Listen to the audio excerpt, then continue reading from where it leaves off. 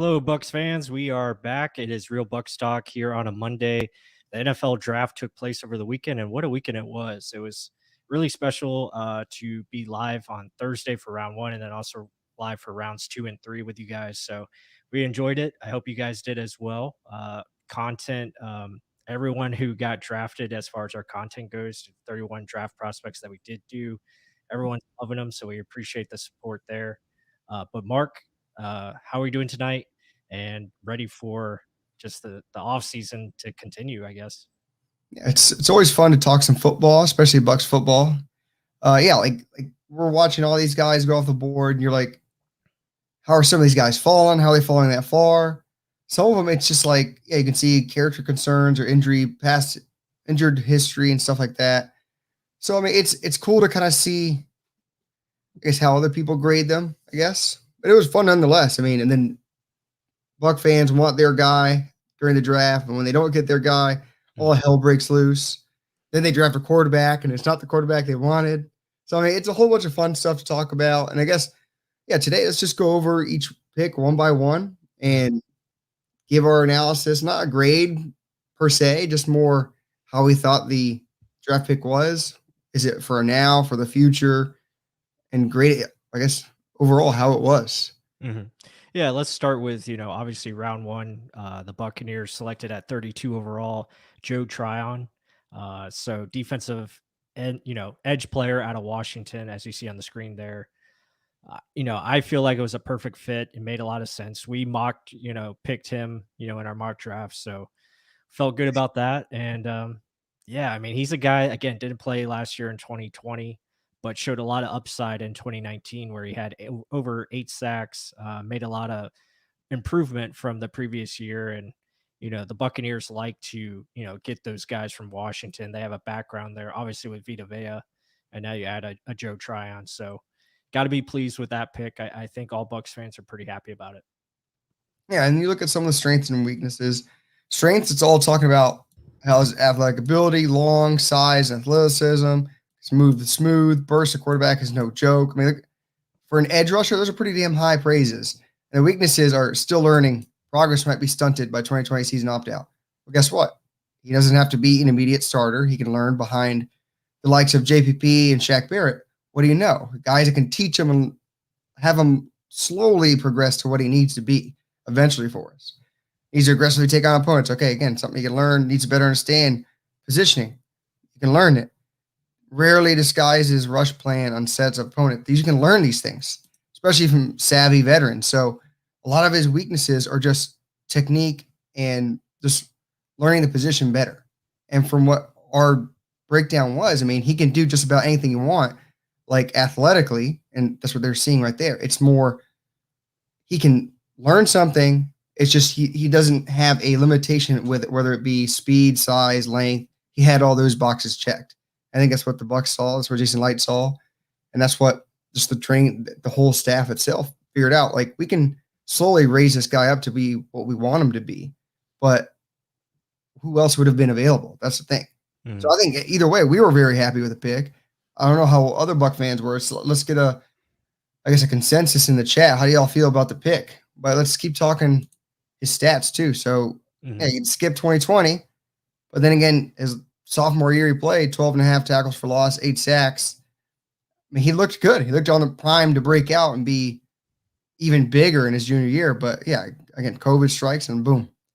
But I guess Yeah. elaborate a little bit more on that. Yeah, I think that's the big thing too, because like if this guy played in 2020, he might be a top 15 pick, just based on his projection and where he was going to go. Obviously, he's trained his body, as we've all seen, like the Instagram photos. He's, Oh yeah, he's a chiseled dude. So I mean, he's ready to, continue to work hard and get better. And we don't know, where his pass rush technique is right now because again he's been working on it, so it could be a lot better than what it was in 2019. So there, I think that's a good gamble to take. And based on, like you were talking about, the height, weight, speed, just measurables, and like you can't teach that stuff. So to have that athleticism already there, now you have a guy you can groom and really hone in his skills, and it can be much beneficial to the Buccaneers pass rush. And you have a guy now that if JPP or Shaq need a rest, you feel confident putting a guy like Tryon in there with Anthony Nelson, and you have a much better pass rush. Yeah, so you're saying, oh yeah, he's been working out. There's the big boy himself. Yeah, he's Yeah. put on some weight. He's put on some size. Yeah, I guess that's for the ladies, I guess. But either way, dude's pretty jacked. And bring that build with learning under veterans. We got something on our hands. But let's look in the chat. We got Bud Campbell said home run on Tryon. Absolutely.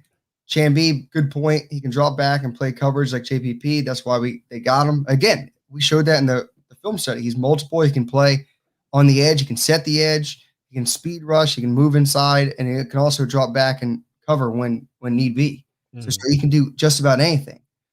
And Brayman said probably was the biggest need after free agency. You think that's true? Yeah, I would agree with that. I think it's, you definitely want to add, to your front four, your front seven in general. I mean, it's already a strength, but if you can make it better, why not? Absolutely. And then it's to me, I think it's more a pick for now because you can start rotating them in and out. We kind of discussed this during the draft. And also a pick for the future because JPP's knees, this may help his knees out and longevity because he doesn't have to play as much. But it's also when those knees do truly go out, there he is, step in, a guy that's almost the same height, weight, speed, athletic ability, and then he can learn for a year. And that's kind of similar to what the second round pick was, but we'll touch a little bit more on Tryon first. Trill G Boy 2. I like that to the breakdowns you guys did on him. Yeah. Yeah, I mean, we kind of showed a lot on that. Thank you for that. Oh, here we go. Between the Pylon says, not a Bucs fan, but your film studies were great. Keep up the good work. Also love the upside of Tryon, and he is a great place to develop. Yeah. Fully thank you very much for that. I mean, we've gotten a huge influx of new guys, new fans, and new just followers. Thank you all for the follows. I mean, glad you like what we're putting out there. We're actually showing some good stuff. It gives us gives us a thumbs up. Give us a thumb up on this video, please, if you don't mind. If you don't, please. Yeah. Much appreciated. And absolutely. Yeah, we're going to continue to push out more video content. We're working on the draft class as we speak right now. And so we're getting that prepared. We're going to have hopefully, more draft videos coming out later this week. So it's pretty cool. Yeah. Oh, there's this dude. Oh, wait, this dude. Yeah, I see you. But Campbell's again, Tryon versatility is a check. So he can play anywhere on the field. I think literally he wouldn't have been there if he played 2020 at all. At 32, I don't think he would have been there at all. But so overall, I think everyone's happy with that pick. We were ecstatic. Live, we showed that ecstatic.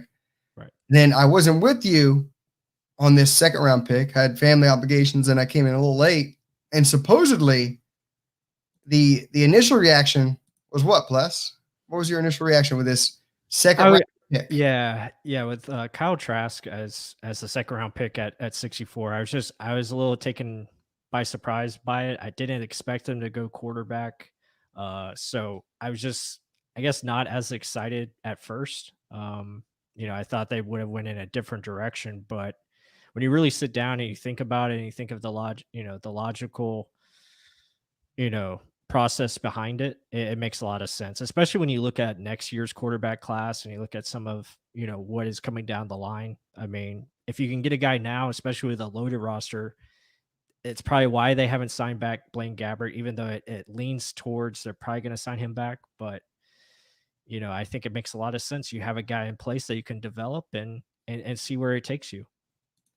And so actually, before I touch on this, great points, but good point right here. Abel Garza said, I really love the Tryon pick because Bucs can move JPP inside in a 2-eye or 3-eye alignment. Right. And have Tryon on the edge while having Vita and Shaq as well. It's, again, very multiple versatility, like what Campbell was saying, and the ability to keep all these massive pass rushers in at the same time.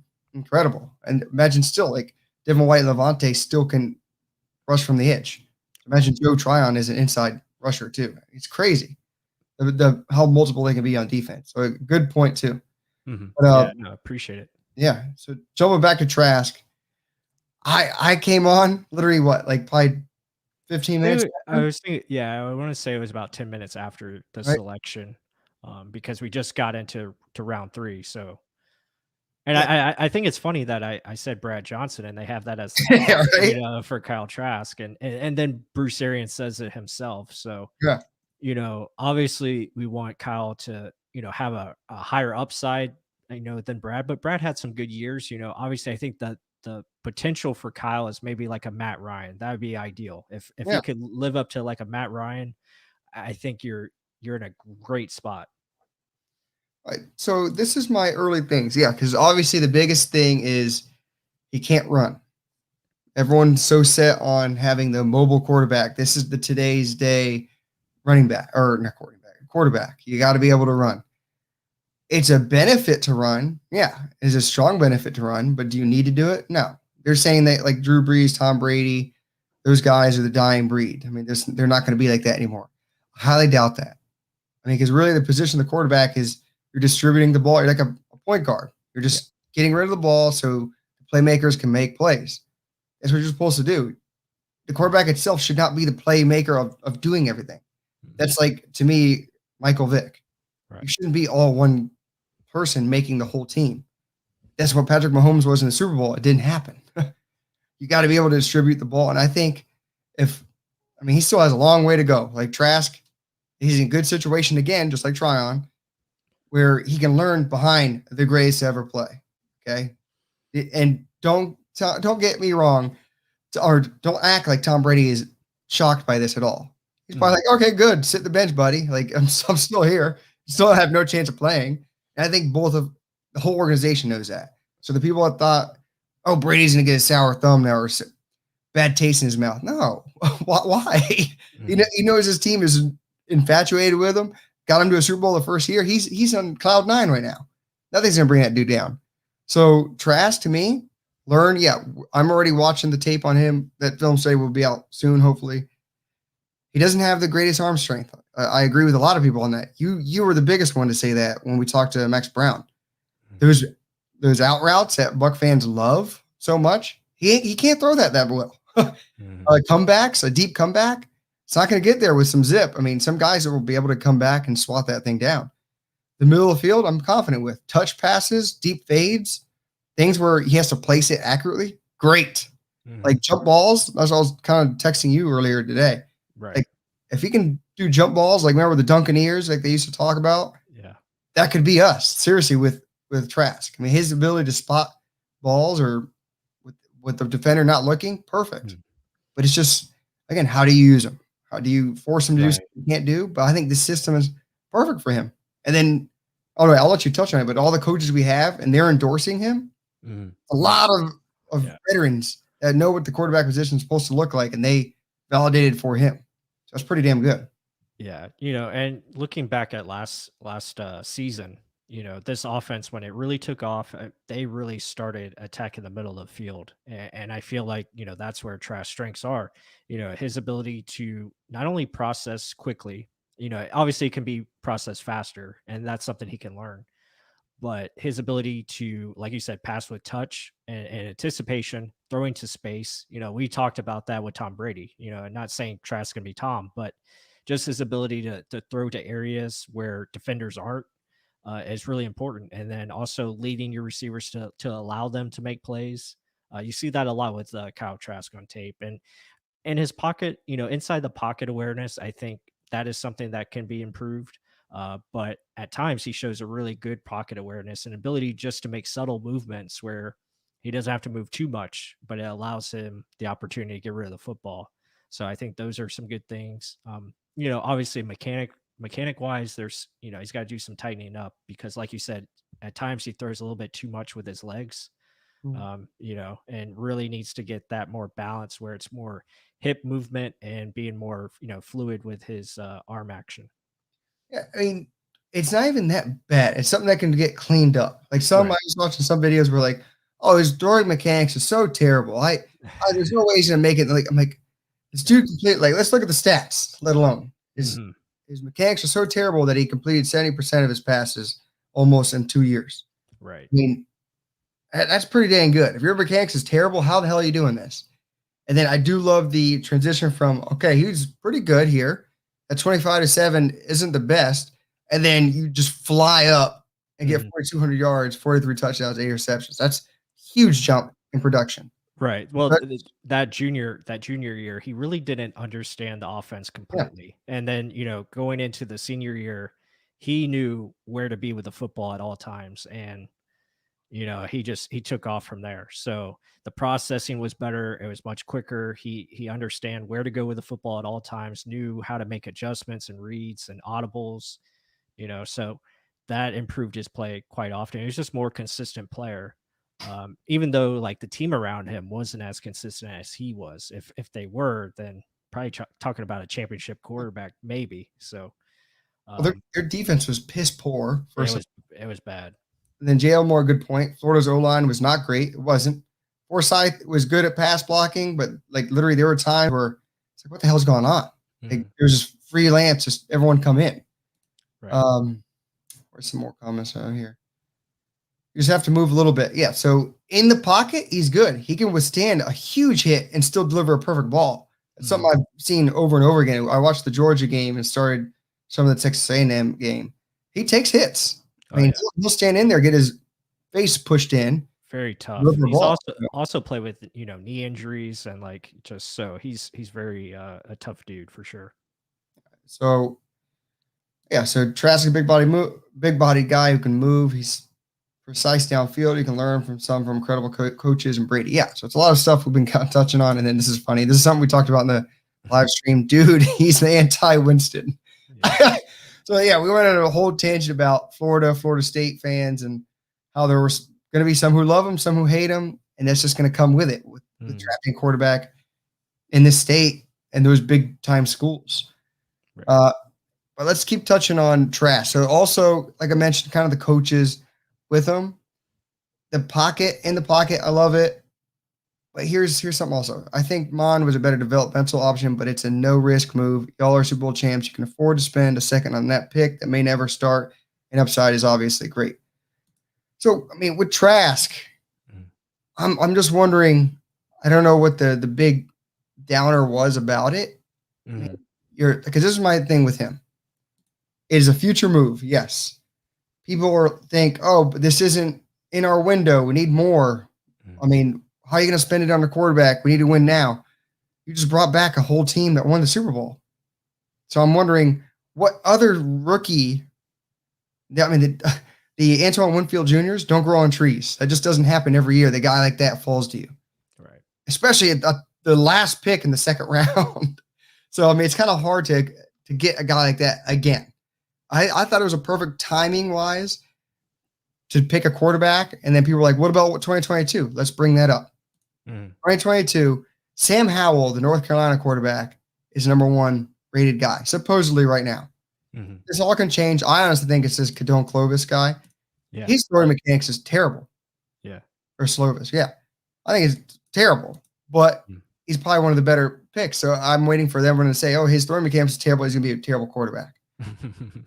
Other than that, Sam Howell is not that great. He's okay. Yes, he can move around. He can run. Same thing with Spencer Rattler. This JT Daniels guy, I saw a little bit of him in the Georgia game, but haven't seen much on him. So at first glance, you don't see the Trevor Lawrence. You don't see the Justin Fields, the Mhm. big name quarterbacks in this class.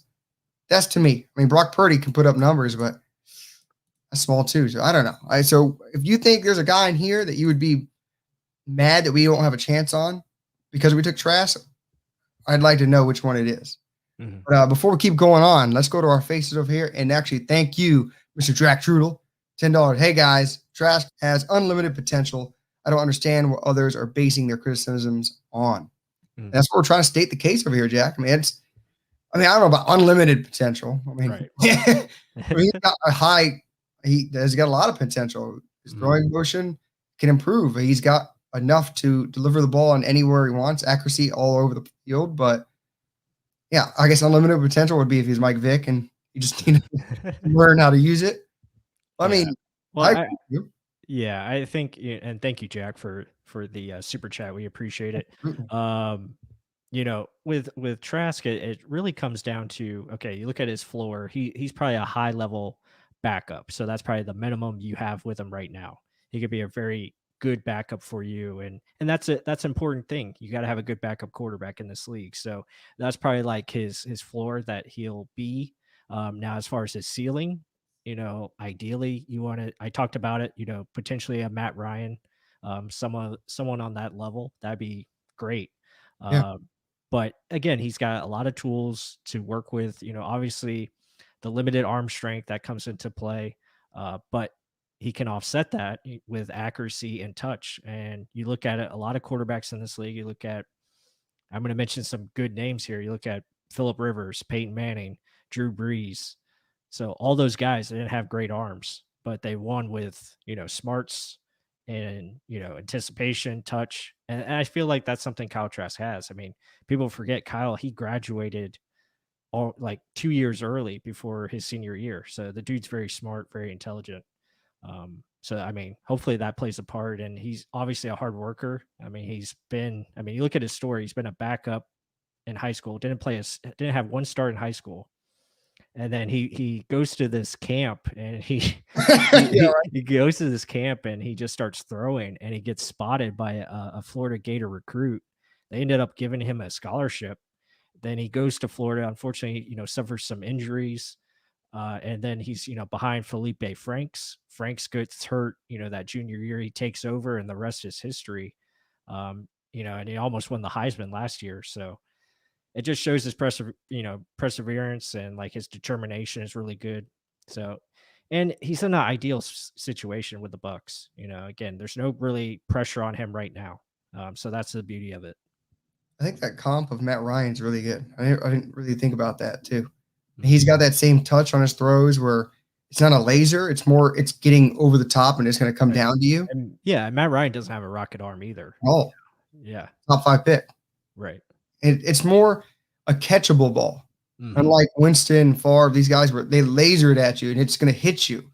It's not going to catch you. It's going to hit you. So, I mean, I like the pick just based on looking ahead for the future, Mhm. thinking what's going to be the next step, the stage of your franchise state right now. Like you didn't really need much else. If there was a guy viable option, you could have taken him.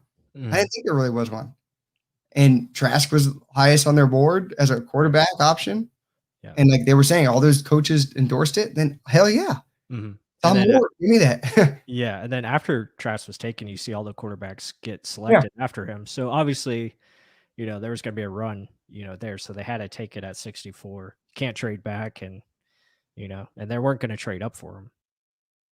But so let's keep going on. Actually, you know what? This is a good transition time.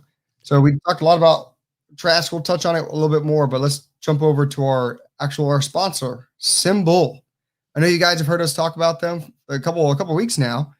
I mean, check them out if you haven't. I mean, the link is in the description below. But Symbol, what is it? The stock market for sports. I told y'all I've been in this a little bit while now. I mean, it's fun. It's cool to kind of see your team and look what happened after the draft. I mean, your team will move up and down based off of moves that happen, whether it is good or bad. You lose to a crappy team, you probably come down. If you win a big game, you move up. It's literally just as simple as that. So what happens? You find your favorite team, a la the Tampa Bay Buccaneers. If you're a Colts fan, Bengals, whatever you are, get your favorite team, earn win payouts. How's that happen? If you guys win a game, which the Bucs hopefully go 17-0 this year, we get 50 cents per share of that team. I think the Bucs right now are around $45 per share, and they're going to eventually do fractional shares, which is going to be extremely cool. The CEO of this company, awesome. Trade teams like stocks, buy low, sell high, sell overrated teams to the market, and find hidden gems the market undervalues. It's really cool. 365, 24/7. They just keep upgrading and updating everything. I like it. If you want to learn more about them, hit that play button. But again, support the channel. Hit the link down below. You get a $10, I guess, free for signing up. Mhm. Check it out. It's cool. It's fun. And it gets even more entertaining as we start going towards the season. Yeah, like Mark said, the link's in the description. I put it in the chat. You can use our promo code RealBucksTalk. You get $10 right away when you sign up. So it's a cool thing to do, and it's just something fun to follow along. It's kind of like a fantasy, but with a stock option. So it brings a lot of fun to just while you're watching the season go, and you can watch how your teams improve their stocks, and especially, teams over the weekend, they just had a draft. So I'm sure stocks have gone up or, maybe fallen, depending on who they draft and, what's the impact going to be. Yeah. I mean, I think it's just cool regardless. But okay, let's keep going. A couple more questions people had on Trask. Mm-hmm. J. Elmore said, was he made by Pitts and Tony and his supporting cast? Talk about that.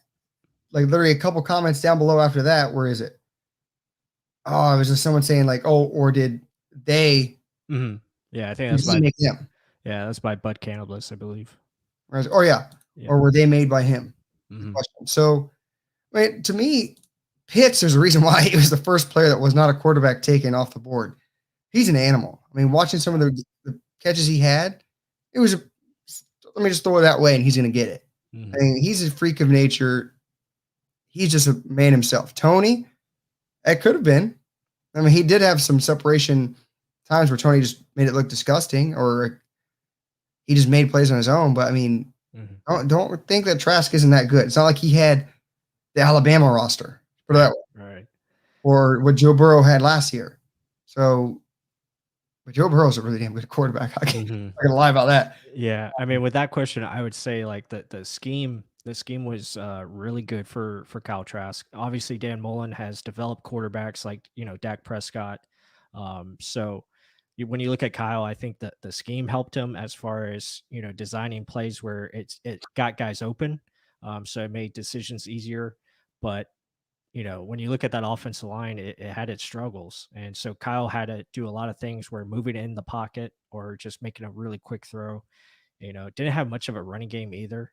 So they utilize, different various options, whether it be Trayvon Grimes and, a couple of their other receivers. But yeah, Kyle Pitts is a beast. That definitely helps. And you look at our roster, with Mike Evans, kind of similar thing. Mike Evans can take over games and he can do things that, Kyle Pitts does as far as winning those 50-50 balls. And, same thing with Chris Godwin. So kind of coming into what were you saying? OJ Howard. OJ Howard. Yeah. So, he's coming into a very good situation where it's a much better offensive line. He's coming around better talent.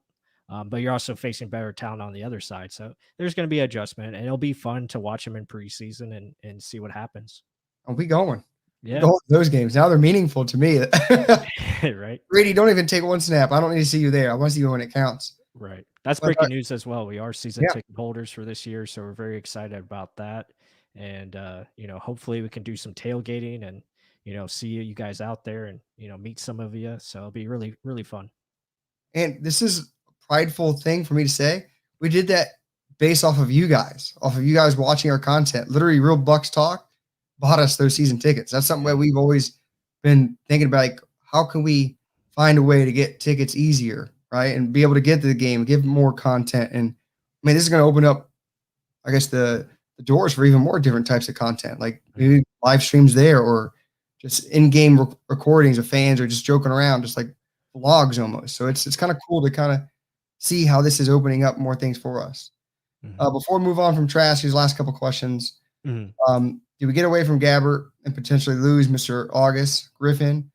Or, I mean, you heard BA saying he wanted to sign back Gabbert. Yeah, I think they're going to I think they're going to re-sign Blaine Gabbert. And then I think, Ryan Griffin's going to be your odd man out.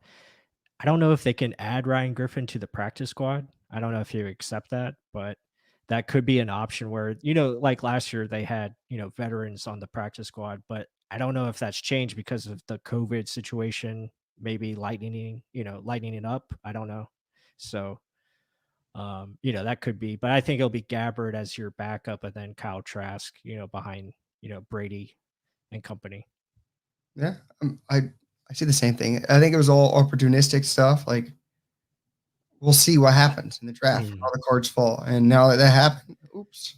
Yeah. But, I mean, they said it. Once you find someone better, we're going to take that guy and run with him. I mean, that's how it's got to be. This is a competition every year. So you get lackadaisical or just not enough. Sorry. The years keep going. Father Time always wins.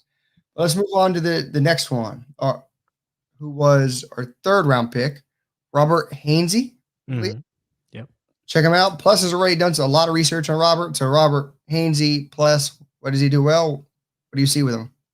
Yeah, Hainsey, obviously he played, right tackle for Notre Dame, but I feel like, the Bucs are going to move him inside and, be a center slash guard type where really fits his strengths. Not the longest arms, but he's got some punch to him. I think he's powerful when he gets his hands on you. So there's a lot of good things. Not over athletic, but he's mobile enough where he can get, be pulled as far as a guard or center and do things like that. So maybe in a pinch he could play tackle, but I don't think that's where they're going to train him. Obviously they're going to work with him as far as his strength and his body. So I think that's where his most development's going to come. Add some more mass to him, and he could be, I think, a very capable guard, kind of like Alex Kappa and that kind of development that he took.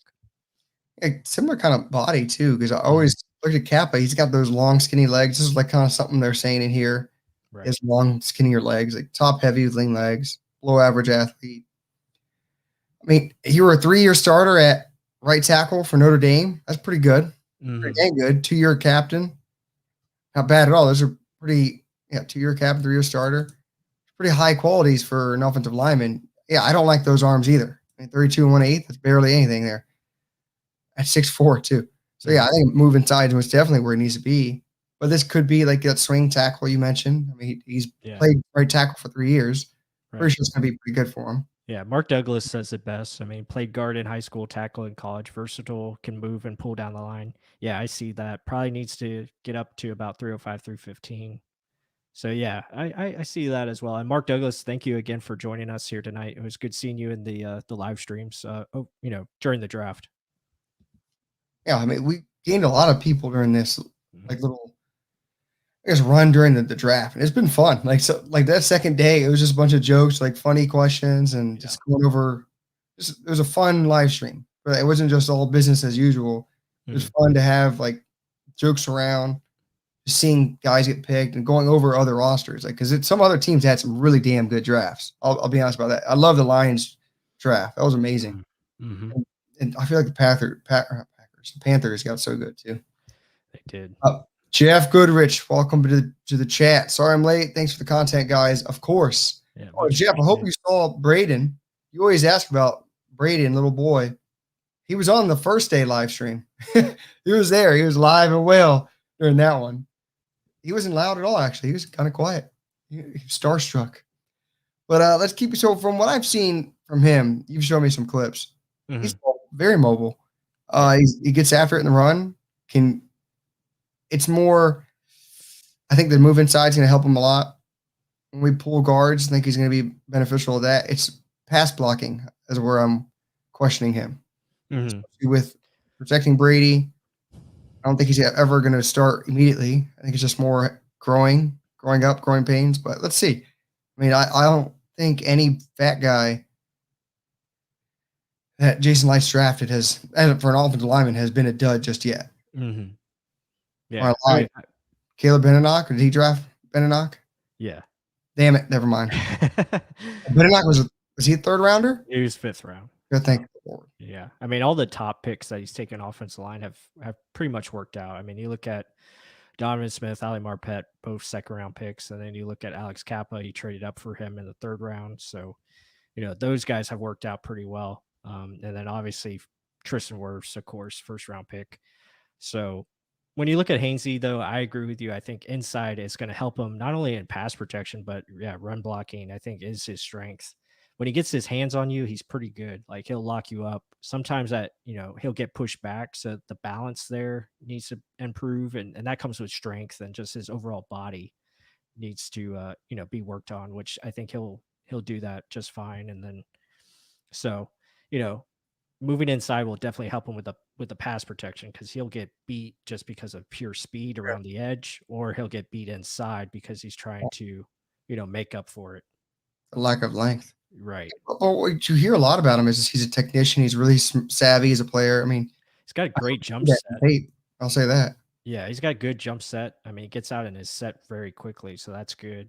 Um, so yeah, I mean, just a guy that, gonna need some development. But again, you're on a roster where you can be that eighth, ninth offensive lineman and really work, and should be exciting for him probably next year more so, where his time's gonna come. Well, let's see. Let me see if he makes a roster. He could be a practice squad guy because Mhm. if there's some competition in there. I mean, you're talking Kappa and Stinney already going to be fighting, battling themselves, Right, Josh and then Wells. Josh Well. I mean, like this. That's again, it's kind of hard to validate a guy getting picked. I thought they were going to trade a lot more picks because of this. Mhm. Where are they going to find a starter or a way to make the team? You got to find a way, whether it be on special teams. I don't know if he's going to be on special teams there, but Mhm. we'll see. I mean, Jack Trudel doesn't even think he's going to make it. I think team's out of shape. There's some intriguing free agents still available, according to others. Mhm. And you can't tell right now. I mean, we're going to break down the tape even more. I'll check him out, see if there is a viable option of him actually making it, but we'll see. Mhm. The versatility is a big thing. And yeah, JL Moore kind of touched on that. Position flexibility is huge, especially with making the roster. And then Danny, what's up? I haven't seen you in the chat for a little bit. What's up, boy? Would you grade it? State of the end. So let's see. Yeah, Jeff, what's up? What's popping, Danny? Mhm. Danny's always animated around here, so that's always good to see. Yeah. So let's go to the next pick that the Bucs traded up for, bless, and very controversial. A lot of people hated it. Some really liked it. But what are your opinions of Jalen Darden? Yeah, I think he's a good fit. He's a good fit for what the Bucks like. I mean, they love speed. Again, this guy, he's probably more quick than fast, but he's just a shifty dude. He's a playmaker. I feel like, he can be, someone they can utilize. Obviously special teams is going to be his way of making the team. So you can put him out there as returner. But then he can also come in on offense and give you something different. Whether it's, running sweeps like on jets, or, just quick passes in the screen game, or, utilizing his speed to go downfield. So I like the pick, and, I think it was well respected around the league as far as what I saw. And so, I mean, look at the jump that last year, too. Mm. Average, kablam, in less games, too. 9 games, 1,190 yards, 19 touchdowns in 9 games. Incredible. Like that production. And then you say, yeah, he's going to start probably with special teams. A lot of Mhm. people saying it here, return specialist, returner for sure. Hard worker, little man, got hand. Yeah. Shifty as hell. I agree with all these things, and I want this to happen. Mhm. You go down, let's see, where's returns? Punt and kick returns. You didn't have many. Yeah. Didn't have much experience. 10, 5, 16. Last year, only 4. Mhm. His average 11 and 12. That's not the greatest. 1 touchdown here his Mhm. freshman season. So his ability looks like it should translate over to punt and kick returner. I truly hope it does, because that warrants his draft position. And I'm not kidding. Bud Campbell is right. Shifty as hell. Mhm. His 3-cone was insane, like elite level, like the Yeah. tops of the top. So his short area quickness, nasty. I looked up I was doing his film study recently. Literally, if you catch it in a short space and you're not already closing down in on him, if you're hesitating for a minute, you're gone. For a second, gone. Yeah. You can't touch him. It's crazy how much bounce this guy does have in his legs. And it's something where I think people are like, oh, this doesn't fit what the Bucs do. They like big receivers. Look at our slot. It's Chris Godwin. He's huge. That's what they do. But then you look at all the Arizona receivers that were smaller, JJ Nelson, John Brown, who were the other kind of guys? They're not popping in my head, or the Pittsburgh receivers that were small. Yeah. Deontay Johnson Manuel Daniel Sanders. Sanders, Antonio Brown, for that matter, Yeah. that are smaller, shiftier type of dudes. That BA is like, yeah, I endorse that. Hell yeah, Scotty Miller. And then people are like, oh, but Scotty's a whole other animal. He's 2 inches taller. Kidding me? Yeah. 5'8" to 5'10". Like, I mean, Scotty doesn't have the make you miss that this guy does. He brings a whole other. And someone said, poor Jeff Goodrich said, poor man's Tyreek. I think it's poor man's Kadarius Toney too. Mm-hmm. So it's his drive. If you listen to some of these guys talk, they're lit up and ready to go. And this guy is one of them. And the production he put in, very small school. I know he's going to see a huge influx of speed in the competition he's facing. Mhm. But the drive he has, the just the difference he's going to be in this wide receiver room, I think is special. Where does he fit? It has to be special teams. It Right. has to be a returner because there's no way he's going to see the field at all, I think, unless it's some special gadget play. Mhm. But I mean, what do you think him making the field? Yeah, as far as offense, again, I agree. I think it'll be just certain situations if they want to get the ball in his hands. Again, this guy was a former quarterback, so maybe they have him throw the football. Um, but yeah, he's a really good route runner, great hands, shifty. He reminds me of the guy that they wanted 2 years ago in Diante Johnson. Yeah. That's on Pittsburgh now. That guy's shifty as well. So obviously they wanted to add this dynamic to their offense where you get the guy the ball and he can make things happen. It could be 1 yard catch and he's gone. So those are things just making your offense more dynamic. Even though this offense doesn't need that, they're going to be ridiculous because with another year of just being together. But yeah, it's a fun pick. I really liked it. I thought it was a smart move to go up and get him, and yeah, I'm not mad about it at all. I think it's a great selection. Let's take it. So Deontay Johnson that we're talking about, he's 5'10", 183. Again, 2 inches and what, like maybe 9 pounds heavier. Right. Is that really that big of a deal in the grand scheme of things? I just 2 inches. Hey, it's just to me, it's the make you miss, the ability to get vertical. What are you doing at the top of your stem? And he is a smart receiver. Like once he gets over the top of you, he'll stack you. And Right. he's not just a speed gadget shifty dude. He's understanding the game and how to benefit even more from leveraging and understanding where to be to position his body, even though it's only 5'8". Everyone's gonna knock that left and right. How Yeah. does no one knock Devontae Smith then? 170 pounds, Yeah. Top 6'1". 10. Yeah. Top 10 Should have pick. been a seventh round pick. That small, trash. Man, sometimes 2 inches, 2 inches goes a long way. If you're only starting at two now. Well, I mean, it's still, I think this dude, I can understand the hostility some people would have, but I think a lot of it's more the emotional stuff of I wanted this guy, you didn't draft him. Mhm. I mean, so Yeah. I like the pick. Let's see what happens. Again, Mhm. you're going to need it to be a return specialist. 100% need that. Yeah. And the beauty of it, guys are saying in the chat, a lot of these guys don't have to play this season. So, that makes it great because it's truly a pretty much development year for a lot of these guys. And so, really, even has been here. He's in here a little late, but he said, "How long do we throw the season pass? Hopefully, not for a couple to a few years. Put it that way. Yeah. Okay, Probably not this year. yeah, at all. Better not. Do you guys think Tron can get snaps? Absolutely. It better be in a rotation.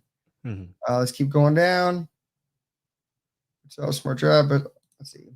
Best case, we don't want these guys to play much here. Yeah, like what Plus was saying, it's true. Mhm. If anything, rotational, find ways to get them involved with just hell. If we're blowing someone out, throw them in. Yeah. I mean, It's- if we're up, 30 to 40 points on somebody, yeah, you put Trask in there and give him some regular season snaps. Yeah, no doubt. It's, but are we going to count on these guys? No. Hey, No. look at the roster that is presented in front of you. It's the same roster that won the Super Bowl. There's no glaring holes. And Mhm. then Stinney and Kappa, that right guard position is got a competition now. That Mhm. used to be an area, a glaring hole in our offensive line.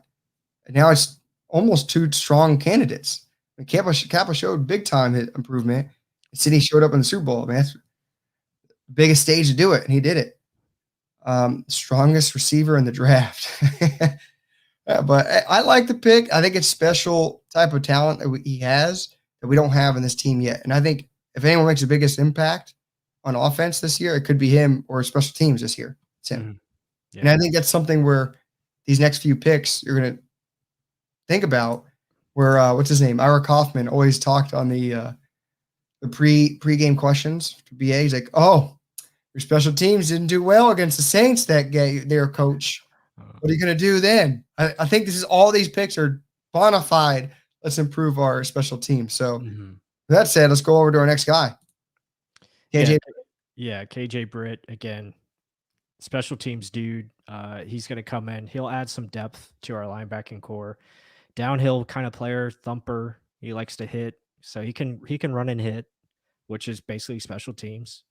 So again, he'll have a battle going up against some of the other linebackers. Obviously, the other linebacker that we drafted, that'll be his main competition. So again, a good player. I thought he had a really good 2019. He can get down and really, do good in the run game as far as run defense. And, you know, his area of weakness is really in coverage, kind of gets lost there. But sideline to sideline and downhill kind of guy, he can definitely do things there. Yeah, so when I was watching him, I saw some of the Oregon tape from last year when who's the big defensive tackle that's on the Panthers now. Oh, Like, Brown. yeah, not Shelton Brown. Shelton Brown for the big days. Yeah, but name's Brown. Yeah. He ran over someone, and then KJ Bridge right there just annihilate the running back after it. Extremely downhill type of guy. What you heard with Jason Light, he's alpha. He was the dude down there in Auburn. I'm like, okay, I can see downhill. I can really see that. And then you look at the numbers.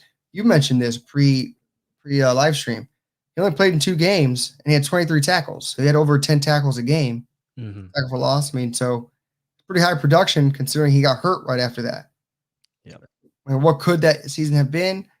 Could it be a guy that has potential written all over him, or is he just, like you said, special teams candidate, downhill thumper, only a 2-down linebacker because he's not going to be able to cover in space, right? I think a lot of it's just, helping our special teams because it did need to improve, especially coverage wise. Yeah. And I'm hoping Darden really is that returner. But again, a lot of people saying here, special teams tackler. I agree. Mark Douglas. Let's see. Others are going down the line. But yeah, I mean, other than that, an SEC linebacker. I think Jason Light has good production with linebackers from the SEC. Long line of really good picks of that. Carl Alexander. Starting back with Kevin Minter, Carl Alexander, Devin White, obviously. Who am I forgetting? Beckwith. Hurt his leg. Yeah. Beckwith. Yeah, Kendall Beckwith.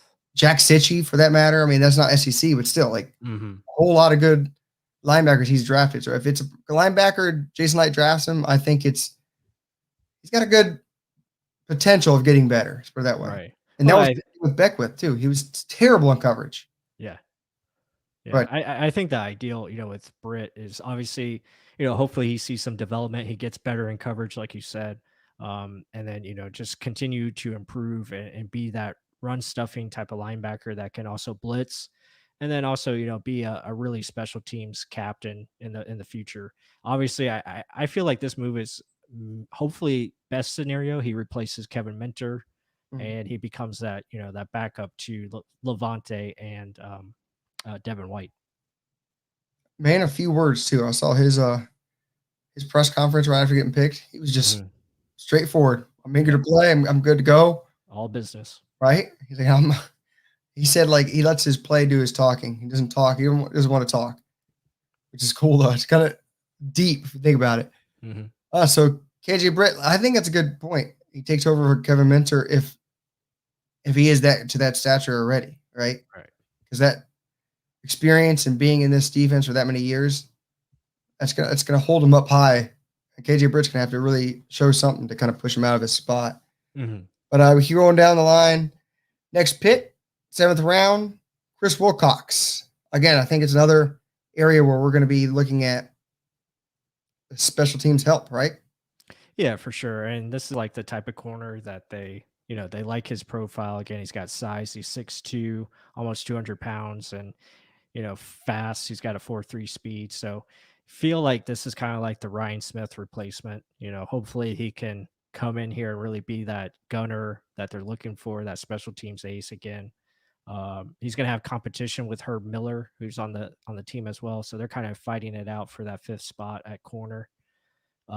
Didn't play a lot over the last couple of years. I'm not sure if that's whether to injury or what have you. When he was in there, it looks like his best season was 2017 as far as playing more, and he had a pretty decent season, 5 pass defense. So as far as his ability at corner, I'm not real sure how good he is. That's something we have to dive into, but obviously special teams is where he lives at, and he's, for what he talks about he's a very sure tackler, and that's important. Yeah, so that's one thing. They're like, "Oh yeah, you didn't miss one tackle last year, right?" It's like, did he play much last year? That's my question. It says he played in 7 games, but I'm just wondering how much was he really the starting outside guy? I don't really know 100% if he did or didn't. That's something we're gonna have to go back and watch the tape. Right. I mean, 7th round guys, that's where you're kind of like Was B scrambling up tape. was BYU's season shortened because of COVID or no? Because I feel like Zach Wilson played more games than Yeah, 7. Yeah. I think he did. So I don't Okay. know on that, but I think literally those stats, a good tackler can run like hell. I guess perfect for a gunner, and it's literally where he's going to get his spot to make this team. If he can't, we'll find someone who will. And then a 7th round pick is expendable. You don't really need to be like, oh, this guy needs to make the team. If he shows off on gunner again, special teams, we're going to be watching a lot in preseason. Mhm. That's the make or break if you're going to make this team. Otherwise, everywhere else is kind of like set in stone. Yeah. Yeah. So like, really, I don't know much on him. We're gonna do more our film studies if there's tape on him, hopefully. But we'll keep looking into it. That's what we do here, right? That's why Mhm. you follow us over here. Well, again, the last pick, Mr. Grant Stewart. I loved this. Like his interview was amazing, flat out amazing. 5'11 and a half, short, stocky dude, 230, short old arms. Look at that, 29 and a half, big old hands, but he is aggressive. Yeah. Downhill dude. Give me a little bit more on him. Yeah, very aggressive. I mean, I haven't dived into him yet, but I'm excited to watch his tape. He is, yeah, just a ball of energy. He's got that big hair that's just flowing around. So it's Big hair, kind of no like, yeah, so it's kind of like a almost Troy Polamalu esque. Not saying he's going to be as good as him, but it's like he just plays with that. He's always going, so nonstop motor, always attacking downhill. Again, his job's going to be special teams too. So really, it's going to come down to like him and KJ Britt, I think, as far as special teams. Yeah, don't smell a rat. Doesn't smell a rat, losing coverage, focus on play action. That's fine. Yeah, but I feel like he'll be a fan favorite for sure, especially in preseason. He's going to come up with some big hits, and he'll be a guy that can make plays all over the field. Here's the stats for those wondering. I mean, he racked up Pretty, tackles behind yeah, the line, couple pretty good numbers. sacks for his career, 4 passes defense. I mean, he's like you said, from what you can see in his highlights, we'll break down. Yeah, we're not expecting him to be on the field. He's behind Devin White and Levante David, Kevin Minter, and KJ Britt at this moment. Right. I mean, Is you he? see where he played. I mean, he played defensive back and then he was at safety. Yeah. And then linebackers. So he's got some versatility there. Maybe he could be like a money backer, type of player where he plays that hybrid safety role. So you just never know. I mean, he's got motor that just always going, always nonstop.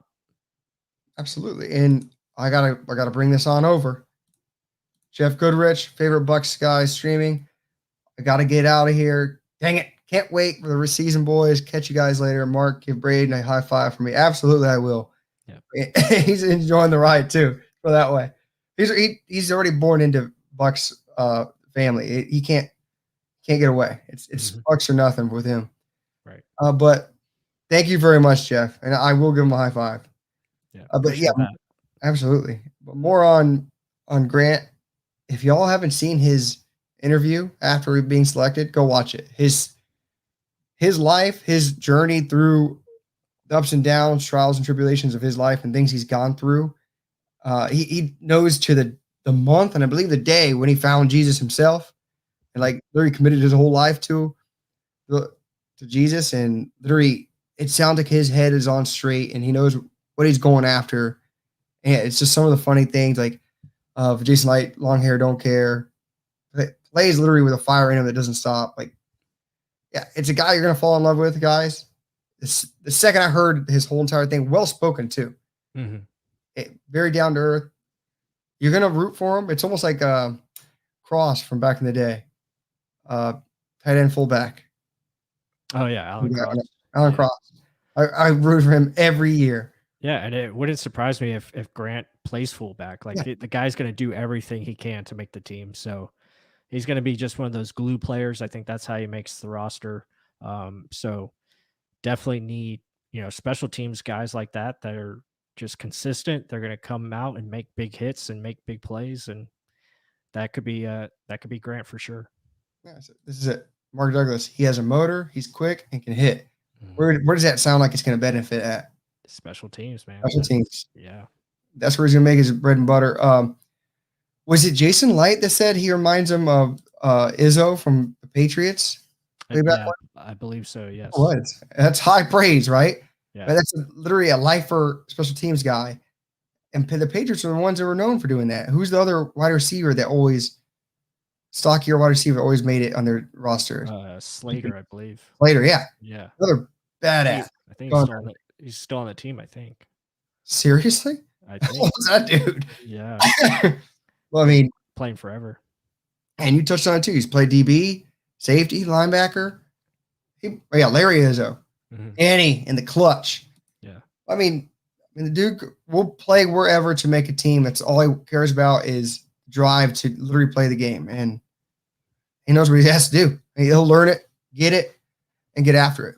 But that's the Buccaneers draft. So, guys that were wondering what our grade is, plus I'm going to give it to you first. You have the floor. What do you give Yeah, us a grade?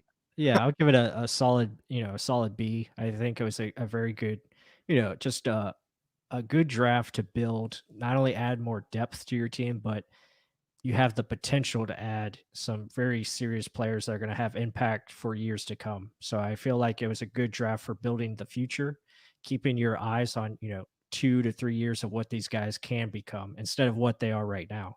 So it's a draft that is going to be very important on the coaching staff to really develop these guys and make sure they reach their maximum potential.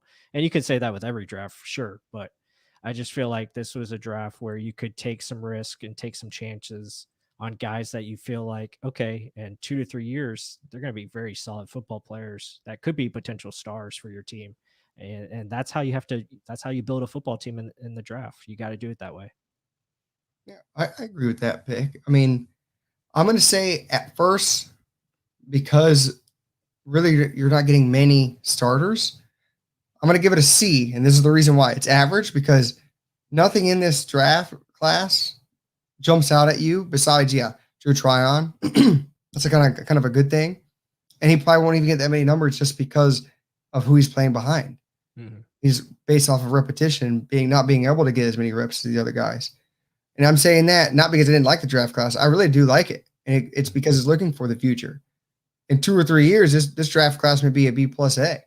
Right. You think about it. I mean, you took an eventual starter, potential really good edge rusher, Joe Tryon, took a potential starter at quarterback who could be leading your team into the future. Right.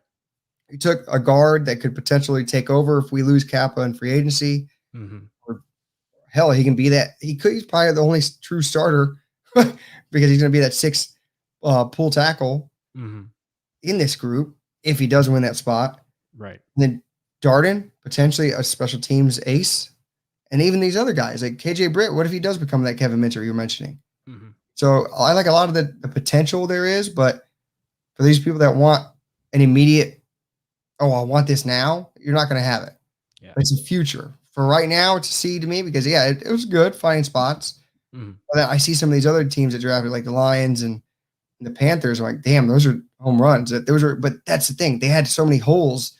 Yeah. These guys are going to play. Even the Colts drafted phenomenal. That defensive line now is going to be amazing. Mm-hmm. So they had holes. We don't have many holes. No, you look at the roster. I mean, going into this draft, you knew who your top 30 to 40 players are, like whoever's, the top 40 guys who are going to play, or really the top 46. I mean, you have the top 46 set, and that's your game day roster right there. So, I mean, there wasn't much to, go after. Obviously, they went with guys that they feel have the upside to be really good in a couple of years, and they're really putting a lot of things on their coaching staff. So now it's about developing these guys, and it starts with the Kyle Trask. Really, I feel like Kyle Trask, he'll make this draft going from maybe a B to an A, because really he's the key component. And obviously, you look at Joe Tryon too. I mean, you want to have him really take that next step and be there with Shaq Barrett as he plays out his 5-year deal. So you know, I think it's got a lot of potential for some cornerstones for your franchise, but we just got to wait and see how these guys turn out in the league. I mean, so I say all this is based off potential. Yes, I mean every draft is. I mean, none of these guys are finished products, but looking at it, you just can't say any of these guys will be flat out. We need them. None of them we truly do need. They're all luxuries. Mm-hmm. And if you would have taken a guy like a lot of people wanted Tyler Shelvin, okay, well where's he going to play? Is he behind a Nacho, so fourth defensive tackle? So I wanted Bobby Brown. We kind of said that before they took Darden, Yeah, right?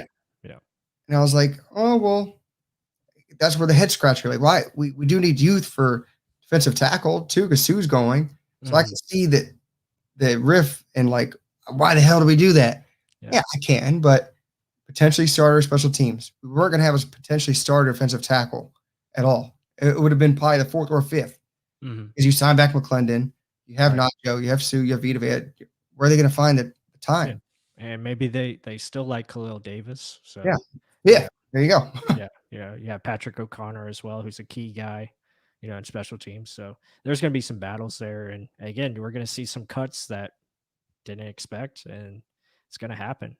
So hopefully some of these guys that we did draft, they beat these guys out and take some roster spots. But yeah, it's a loaded roster to begin with, so it's a great problem to have. And the Bucs are in a great situation, and now it's on to get ready for this season and go for two, get it done.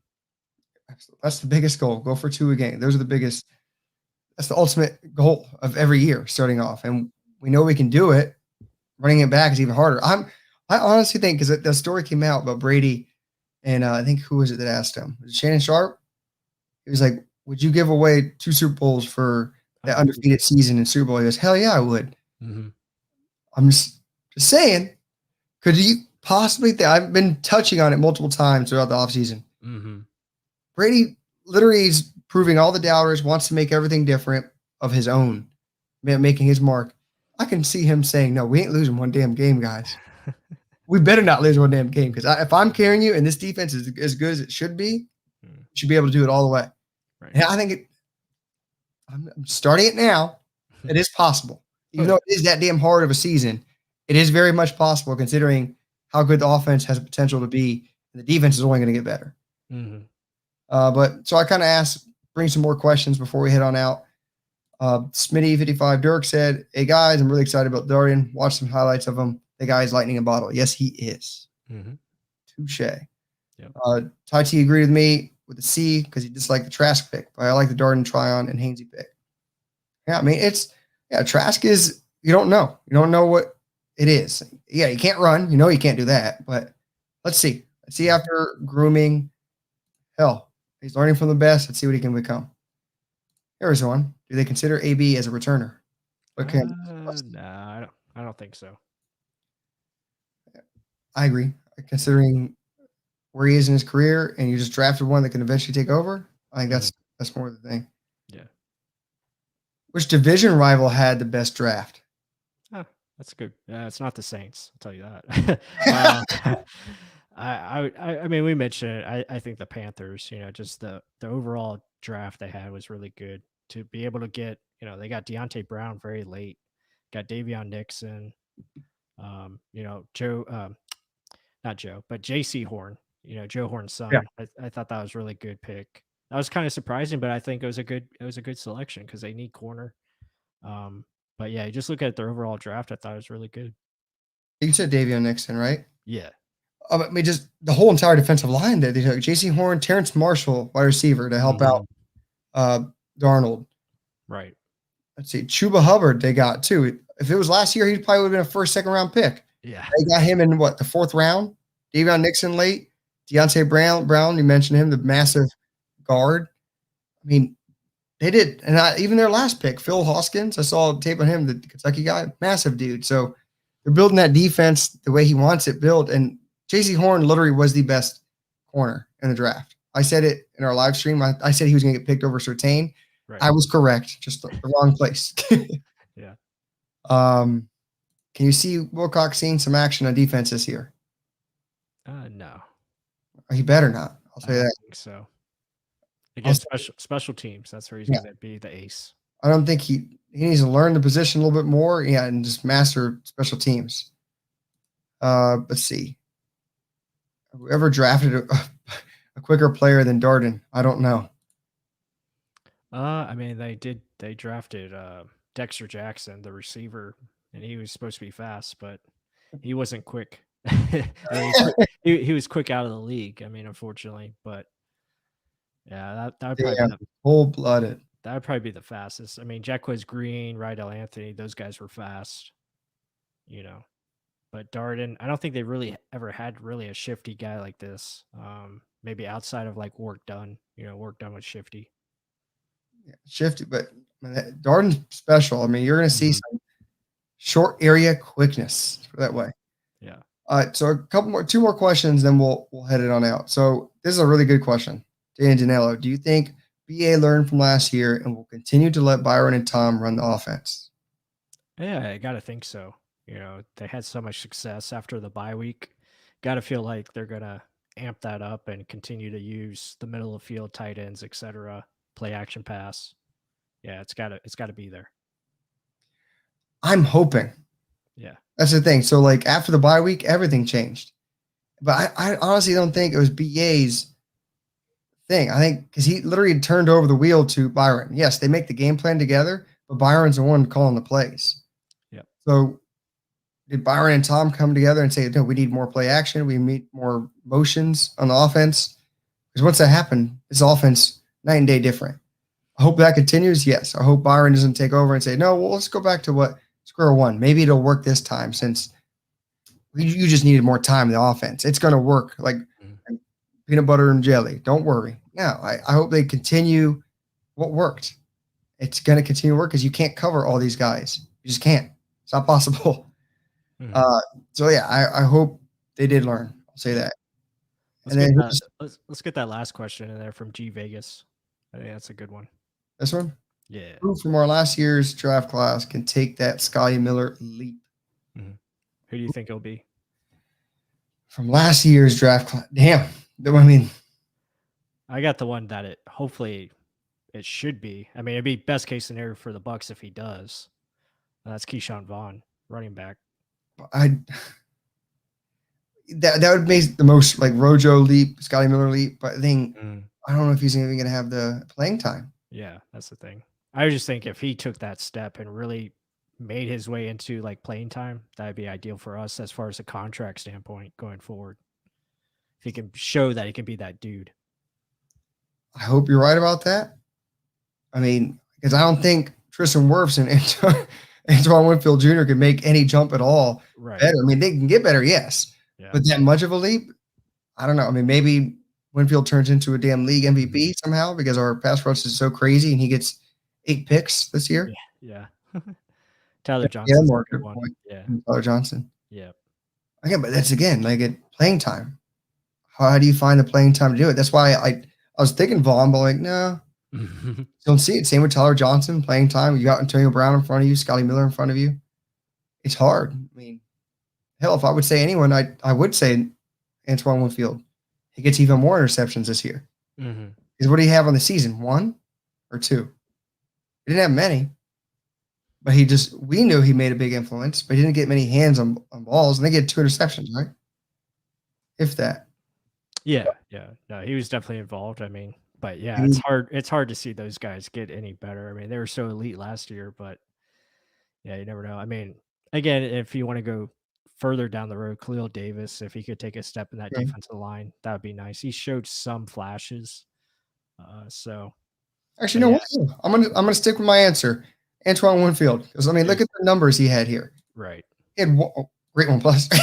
He had 1 interception, 94 tackles. I can honestly see that jump up to like 5 to 6 minimum. Oh yeah, for sure. Because his processing is going to be faster. He's just going to play faster. That's going to be a monster of a season if he has that. Mm-hmm. Hell, one of them for a touchdown, Right. fumble recoveries, forced fumbles. I can see this number jumping up big time, and this going to like 5. Yeah. I mean, I can see literally something that's insane. People won't even expect. They're like, oh, he already had a great season. Mm-hmm. I don't think you've really realized how good this guy can be. Oh, wait. Let me circle this. Mhm. 5'9". Darden's too short. He's 5'8". Not Right. gonna make it. Antoine Winfield ain't gonna make it. 5'9". Not gonna make it. Right. Hey, I'm gonna stick with that. Mhm. Scotty Miller jump because he could explode even more. Considering, I think it's possible. Very much possible. Yeah. No, I agree with that. Alrighty. All Well, right. guys, this has been fun. It was a good live stream. Again, appreciate all the people that joined us tonight. So that's awesome. Hey, if you don't mind, on your way out, give us a like button. We really appreciate that. It helps support the channel. So we got more content coming out. Mark is 5'10", 5'11". 5'11" on a good day. Yeah, I'm 5'11". I'm 5'11". So I'm yeah. not 6'6", Jay. Yeah, Jay's a tall dude, man. He's 6'7". I see him in those pictures with Ali Marpet and Donovan Smith. I'm like, man, he's taller than Wait, 6'9". Wait. How tall are you, Jay? I think you told me one. he told me 6'7". So 7. yeah. I Mm. mean, he's right up there with DeMar Dotson at 6'9". So but again, thank you all for thank you for joining us. And yeah, we have more content coming out later this week, so be sure to stay tuned for those film studies. We're excited to get them out there, and then we got more content as we progress through the off season. So very excited and can't wait to show you all. But until then, until the next live stream, we will see you then, and go Bucks. Go Bucs.